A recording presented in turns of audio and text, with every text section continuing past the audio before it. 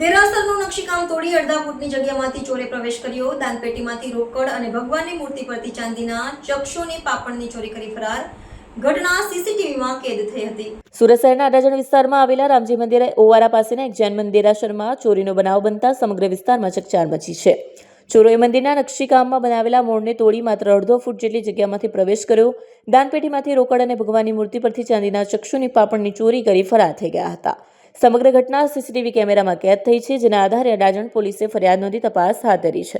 CCTV ફૂટેજમાં સ્પષ્ટ જોઈ શકાય છે કે બે ચોર દેરાસરની અંદર પ્રવેશ કરે છે. સૌપ્રથમ એક ચોર દેરાસરના નકશીકામમાં બનેલા મોડને તોડી તેમાંથી અંદર ઘૂસે છે. આ માટે તેણે માત્ર અડધો ફૂટ જેટલી નાની જગ્યાનો ઉપયોગ કર્યો હતો. અંદર પ્રવેશ કર્યા બાદ તે પોતાનો નકાબ ઊંચો કરે છે અને ત્યારબાદ અન્ય ચોર માટે દરવાજો ખોલે છે. બંને ચોર દેરાસરમાં પ્રવેશ્યા બાદ સૌથી પહેલા દાનપેટીને તોડી નાખે છે અને તેમાંથી રોકડા રૂપિયા લે છે. ત્યારબાદ તેઓ ભગવાનની મૂર્તિ પરથી ચાંદીથી બનેલા ચક્ષુની પાપડ પણ ચોરી લે છે. પોલીસે સીસીટીવી ફૂટેજ મેળવીને બંને ચોરોની ઓળખ અને ધરપકડ માટે તપાસ શરૂ કરી છે. સીસીટીવીમાં ચોરોનો સ્પષ્ટ ચહેરો ન દેખાતો હોવા છતાં પોલીસે આસપાસના અન્ય સીસીટીવી ફૂટેજ પણ તપાસી રહી છે, જેથી ચોરો સુધી પહોંચી શકાય. આ ઘટનાથી સ્થાનિક લોકોમાં રોષ જોવા મળી રહ્યો છે.